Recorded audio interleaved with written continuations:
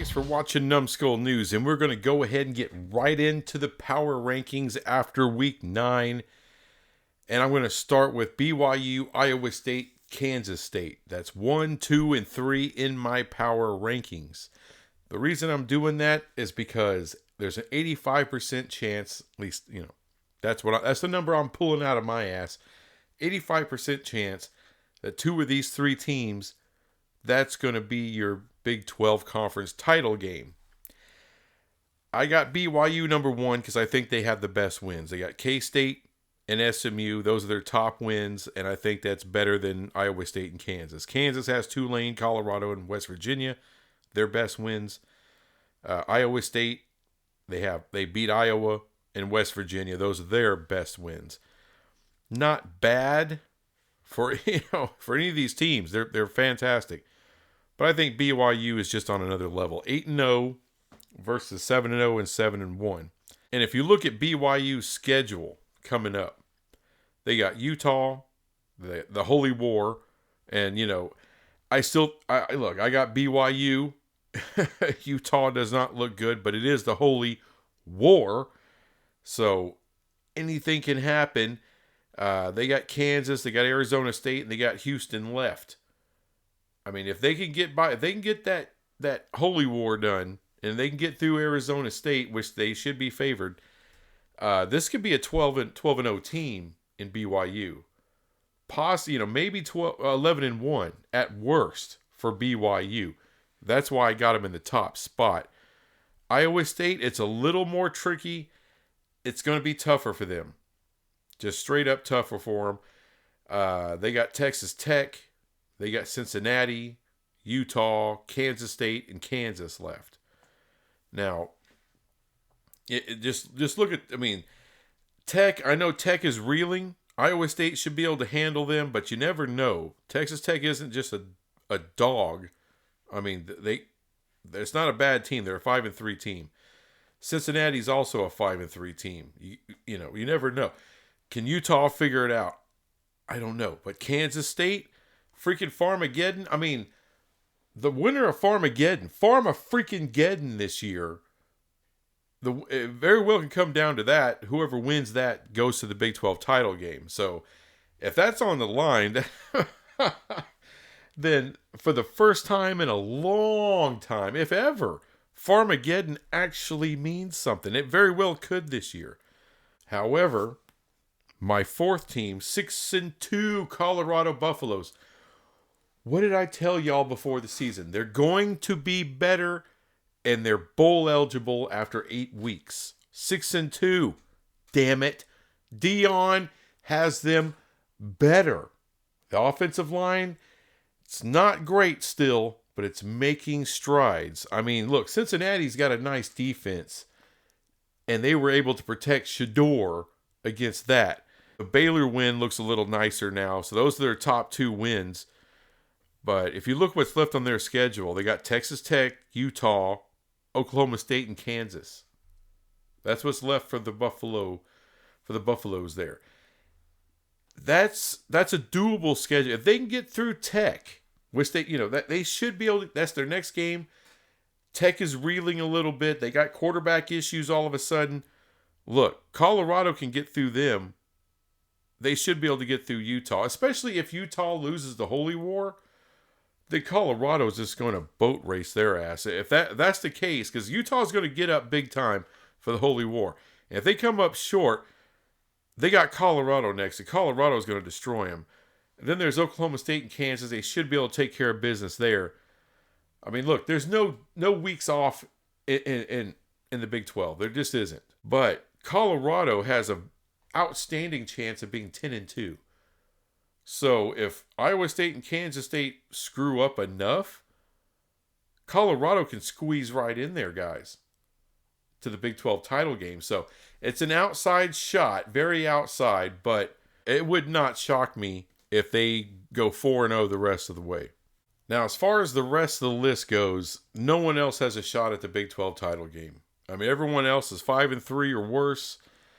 And this year, I'm sorry, there's not going to be a 3-loss team in the Big 12 title game. There's just too many These four over here, they're not going to shit the bed that much. So there's just, even if Tech or TCU or whomever goes on a roll, they're not going to get there.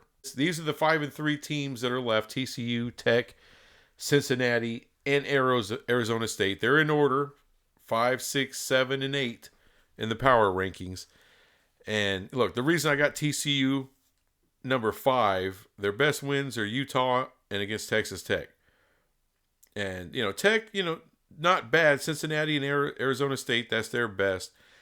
But if you go down the list, their two best are the other 5-3 teams. Cincinnati, I got right behind them. Their best win is Arizona State, who's 5-2, right below them. So, and with Arizona State, their best win is Utah. That's their absolute best win. So these, I think that's the proper order. So since they don't have a shot at the title game, I'm just going to give you my predictions for the rest of the season, what the records are going to be for the rest of the way. TCU, I have them finishing 8-4. All right, that means they go 3-1 the rest of the way. The remaining games: Baylor, Cincinnati, Oklahoma State, and Arizona. 3-1, Sonny Dykes. That needs to be it. Okay, they should be able to pull that off. 3-1 for TCU to get them to 8-4. That's doable. Texas Tech, I have them finishing 7-5. And I know Red Raider fans, you might be a little pissed about that, but look, they got Iowa State, they got Colorado, West Virginia, and Oklahoma State left. I think they'll beat Oklahoma State. They may be. Look, if you give them Oklahoma State and West Virginia, all right, I don't know if they can beat. I don't know if they're going to beat Iowa State. And Colorado's a handful this year. I don't know if they have enough against Colorado. So 2-2, really, the rest of the way, I think is the best that you can hope for Texas Tech. That gives them 7-5. Next up is Cincinnati. My prediction, and I hate this. I love Cincinnati. I love them. I love the turnaround. I think Scott Satterfield has been undervalued as a head coach. I think they're going to be great going forward. But I'm looking at their schedule, what they have left. They have West Virginia. They have Iowa State, Kansas State, and TCU left. That's a bitch-ass schedule at the end there. And if I give their best shot at a win coming up is their next game, West Virginia. TCU lost to Houston. They can lose to Cincinnati, but I don't know. I think TCU has flipped a switch a little bit. Maybe they found something. I hate to say it, but my prediction for Cincinnati is 6-6. I hate that, but I think that's fair. And, if they prove me wrong, great for them. Arizona State. Now, it's going to be a little tougher. They have 5 games left. It's BYU, Kansas State, Oklahoma State, UCF, and Arizona. And BYU and Kansas State, my God. Look, I got them finishing the year 7-5, though.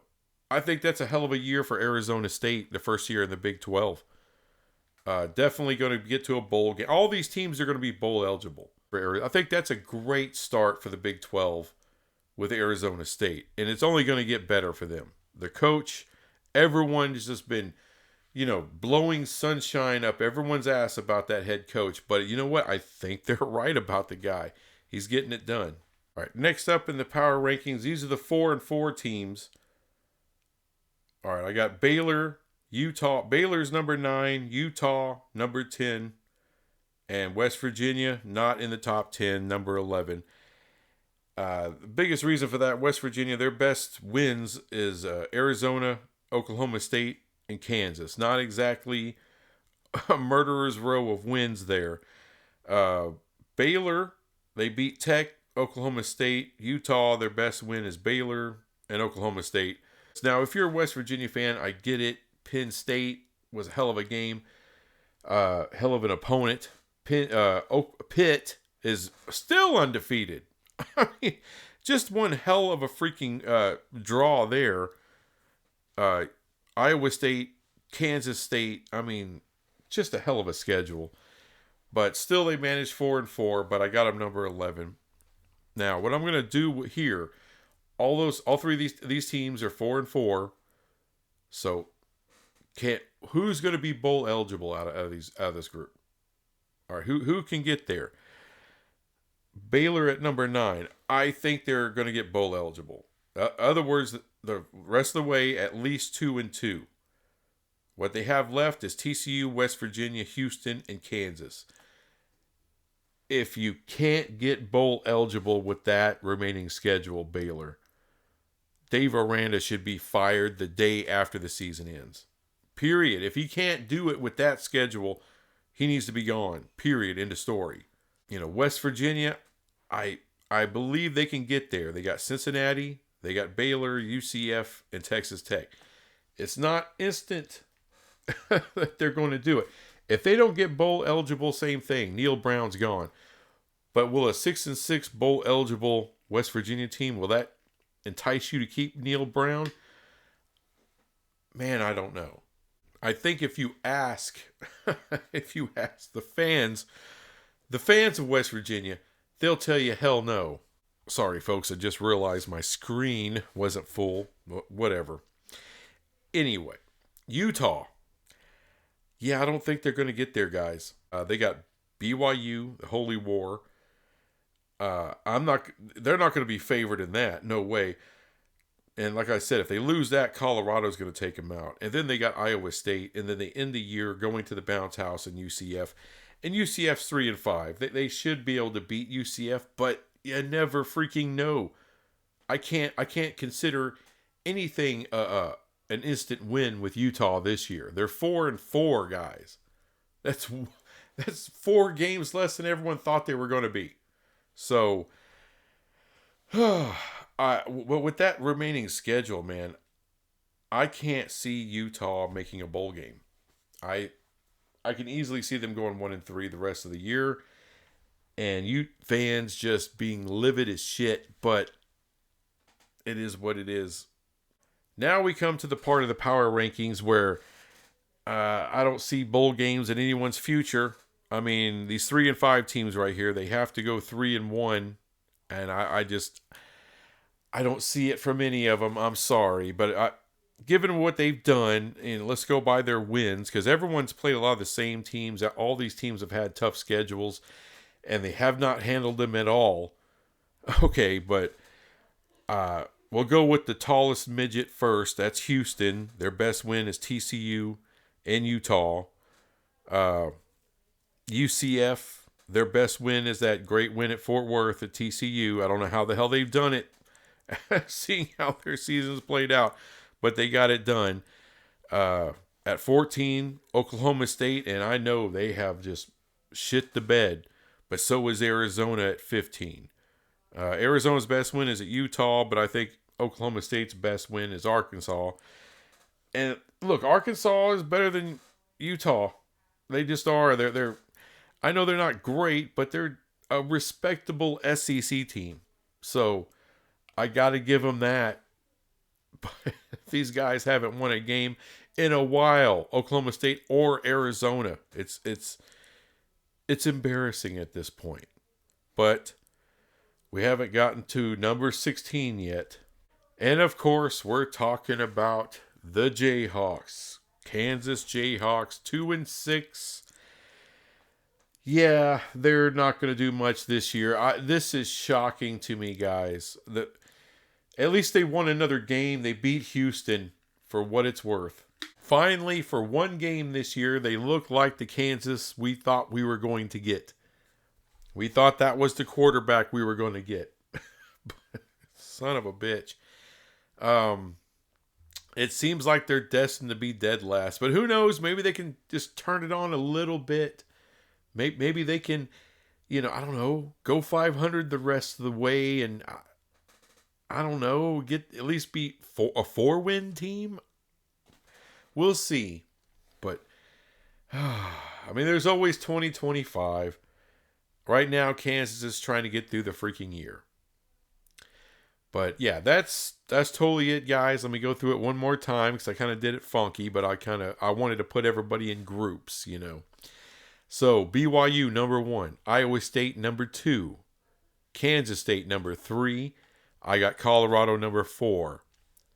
TCU number 5. I didn't think they would get there, but they're number 5 in my power rankings. Texas Tech number 6. Number 7, Cincinnati. Number 8, Arizona State. At number 9, Baylor. Utah 10. 11 is West Virginia.